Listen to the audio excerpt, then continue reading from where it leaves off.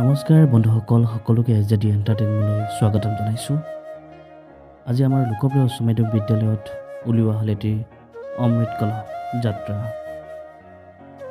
এই যাত্ৰাত অংশগ্ৰহণ কৰিছে বিদ্যালয়ৰ সমূহ ছাত্ৰ ছাত্ৰী, লগতে শিক্ষাগুৰুসকলেও। মোৰ মাটি মোৰ দেশ শ্লোগানেৰে আমি আগবাঢ়িলোঁ তেলেংগনীয়া পঞ্চায়তৰ দিশে। আহকচোন আমি লোকপ্ৰিয় উচ্চ মাধ্যমিক বিদ্যালয়ৰ তৰফৰ পৰা কেনেদৰে আমি অমৃত কলহ নি আমি তেলেংগনীয়া পঞ্চায়তত দিলোঁ, আপোনালোকে চাওকচোন কেনেদৰে।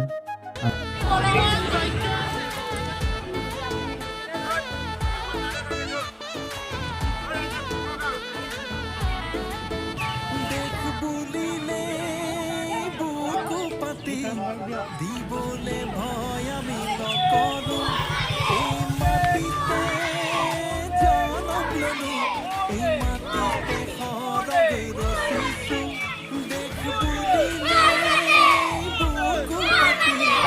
দিবলে ভয় আমি নকৰো, এই মাটিতে জনম ললো, এই মাটিতে সৰগ ৰচিছো, একেলগে হাতে হাত ধৰি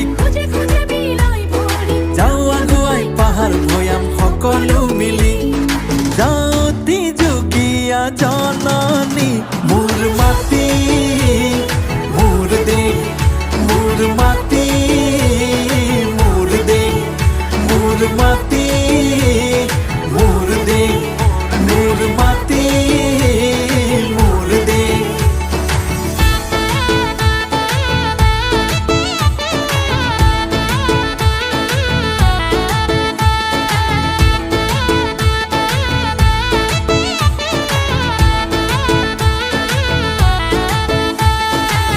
ভাৰতীয়াই ৰেখে সেউজী ধৰণী, অসমীৰ বতাহত অমিয়া মাধুৰী,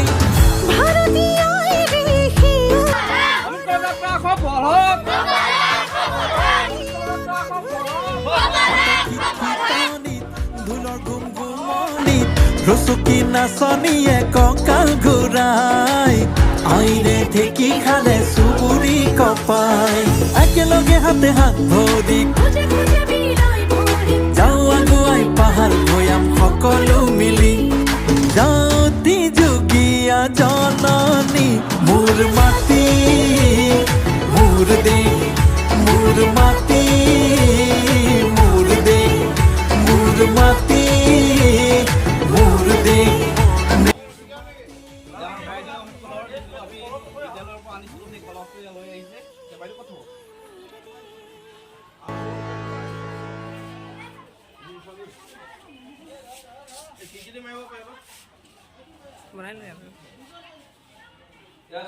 তেলেংগনীয়া পঞ্চায়তত বিভিন্ন বিদ্যালয়, বিভিন্ন অনুষ্ঠান প্ৰতিষ্ঠানৰ পৰা অহা গোটেইবোৰ যি অমৃত কলহ, এই অমৃত কলহ ইয়াতে সদায় খুব ধুনীয়াকৈ ৰখা আছে। আমি ফুলৰ টাব দেখিছোঁ আৰু বিভিন্ন জাতীয় পতাকাৰ ৰঙেৰে কালাৰ কৰি গোটেই কলহবিলাক ধুনীয়াকৈ সজাই পৰাই ৰখা আছে। আমাৰ তেলেংগনীয়া পঞ্চায়তৰ আমাৰ সভানেত্ৰী বাইদেউ আছে, বাইদেউ কথা কৈ দিয়ক। আমাৰ ছেক্ৰেটাৰী ছাৰ আছে তেলেংগনীয়া জিপি ছাৰ আছে। ছাৰ, এই অমৃত কলহৰ যি যাত্ৰা আজি লোকপ্ৰিয় স্কুলে আমাৰ আপোনালোকৰ লগত আমি বা চৰকাৰৰ যি নীতি নিৰ্দেশনা সেই অনুসৰি আমি আপোনালোকৰ মাজলৈ আজি এটা অমৃত কলহ লৈ আহিছোঁ, কি ক'ব ছাৰ? মই ক'ব বিচাৰিছোঁ যে লোকপ্ৰিয় স্কুলৰ শিক্ষক সমন্বিত আমাৰ ছাত্ৰ ছাত্ৰীসকলে ভাৰতীয় সন্মানীয় প্ৰধানমন্ত্ৰী ডাঙৰীয়াৰ যি অমৃত কলহ যাত্ৰা, এই যাত্ৰাৰ আজিৰ দিনটোত তেখেতসকলে পবিত্ৰ মনেৰে কলহভাগ আমি আমাৰ ইয়াত চমজাই দিছেহি। আৰু আমি জানো যে এই কলহ আমি গোটেইখিনি মাটি সংমিশ্ৰণ কৰি দুটা কলহ কৰি, আৰু দুটা কলহৰ ভিতৰত এটা যাব আমাৰ খণ্ডোন্নয়ন কাৰ্যালয়লৈ, আৰু খণ্ডোন্নয়ন কাৰ্যালয়ত গোটেই পঞ্চায়তৰ কলহখিনিৰ ভিতৰত দুটা কলহ তৈয়াৰ কৰিব মাটিখিনি, আৰু সেই মাটিখিনি আমি কলাক্ষেত্ৰলৈ প্ৰেৰণ কৰিম। আৰু যেতিয়া কলাক্ষেত্ৰ পাব তাত দুটা কলহ কৰিব, এটা কলহ থ'ব আৰু এটা কলহ ট্ৰেইনেৰে সৈতে আমাৰ দিল্লীলৈ যাত্ৰা কৰিব। আৰু দিল্লীত আমাৰ যেতিয়া কলহখিনি নমাব, তেতিয়া আমাৰ প্ৰবাসী যিসকল অসমীয়া আছে সেই অসমীয়াসকলে কি কৰিব, তাক আজি যেনেকৈ আমি আদৰিছোঁ তেনেকৈ আদৰি ল'ব। আৰু ইয়াৰ পৰা আমি জানো যে যশস্বী প্ৰধানমন্ত্ৰী ডাঙৰীয়াই যি আঁচনি লৈছে অমৃত কলহ যাত্ৰা, ইয়াৰ মূল উদ্দেশ্য হৈছে যে প্ৰত্যেক ঘৰ মানুহৰ পৰা অলপ হ'লেও ভূমি সেই কলহত ভৰাব লাগে আৰু এই কলহ পবিত্ৰ মনেৰে কি কৰিব লাগে, আমি গোটেইখিনি সংমিশ্ৰণ কৰি দেল্লীলৈ পঠাব লাগে।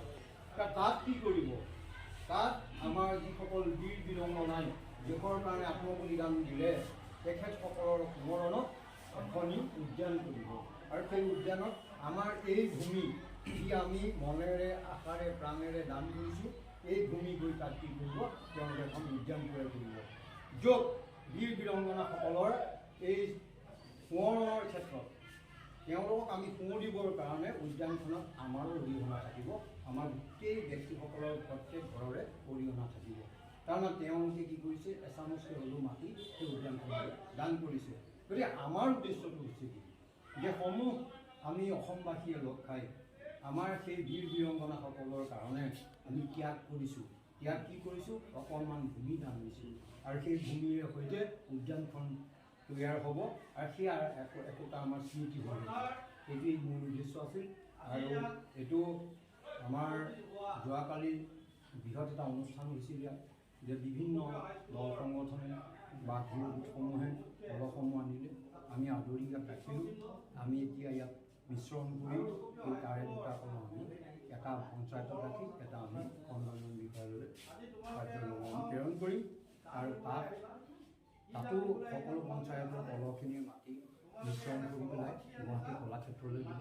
মই আগৰবাৰ ক'লোৱেই যে তাৰ পৰা দুটা সৰ্থেবাৰীৰ কলহ, পিতলৰ কলহত এটা আমাৰ দিছপুৰতে ৰাখি বাকীটো আমাৰ কি কৰিব, মানে ৰেলৰে সৈতে দিল্লীলৈ প্ৰেৰণ কৰিব।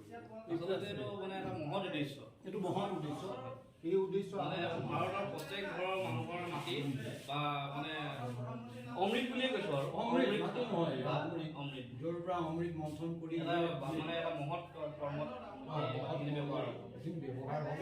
আৰু ইয়াত যি কলহটো থাকিব আমাৰ পঞ্চায়তত, এই কলহটোৰ পৰা আমাৰ যে ইয়াৰ অনুষ্ঠানত যি সামাজিক অনুষ্ঠান হ'ব, ধৰক কিবা এটা বিল্ডিঙে হ'ল, কিবা সামাজিক অনুষ্ঠান হ'ল, মাটি অকণ দৰকাৰ হ'ল, আমাৰ ইয়াৰ পৰা অকণমান মাটি দিয়া এটা সাংঘাতিক মহৎ উদ্দেশ্য লৈ পেলাই এই আঁচনি ভাগ কৰা হৈছে।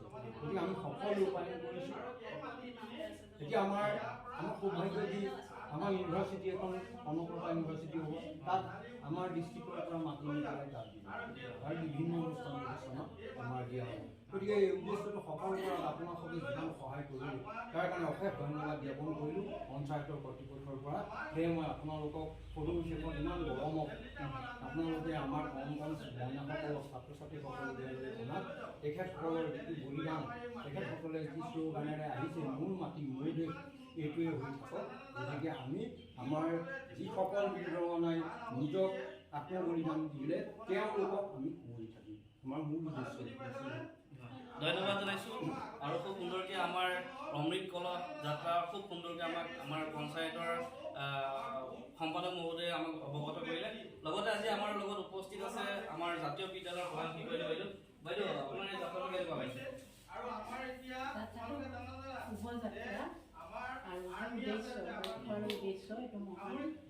আশা কৰিছোঁ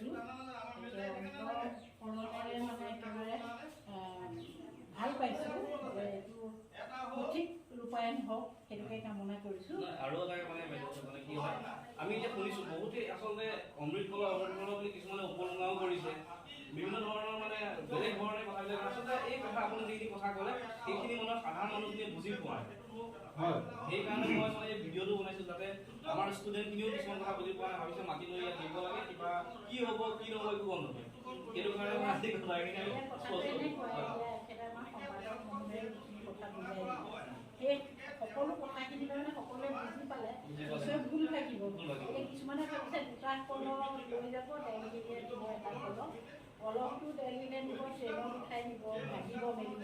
কিন্তু এতিয়া মহিলাৰ মুখে কপেলত আমি গম পালোঁ যে সৰ্থেবাৰী আমাৰ বিখ্যাত কাঁহ শিল্পৰ সৰ্থেবাৰী কাঁহৰ কলহ মানে যিটো নেকি কোনো ভঙা পেলা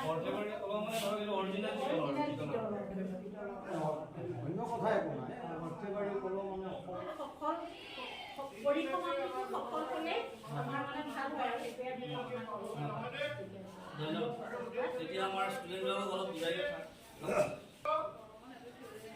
গতিকে আমি ঘৰৰ উদ্দেশ্যে কি কাৰণে কৰা হৈছে তোমালোকে মনত ৰাখিবা আৰু সেই উদ্দেশ্যটো যদি ঘৰৰ মানুহে গোটেই মা দেউতাই নাজানে সদস্যই নাজানে বিষয়টো আজি তোমালোকে জানিলা নহয় জানিলা তোমালোকে ঘৰৰ সেইসকলক কৈ দিবা বুজি পালা না আমাৰ পঞ্চায়তৰ এগৰাকী আছে চৰকাৰীভাৱে বিভাগীয় সম্পাদক মহোদয় ছেক্ৰেটাৰী তেখেতেও অকণমান সময় এই বিষয়ে আমাৰ আগত বৰ্ণনা কৰিব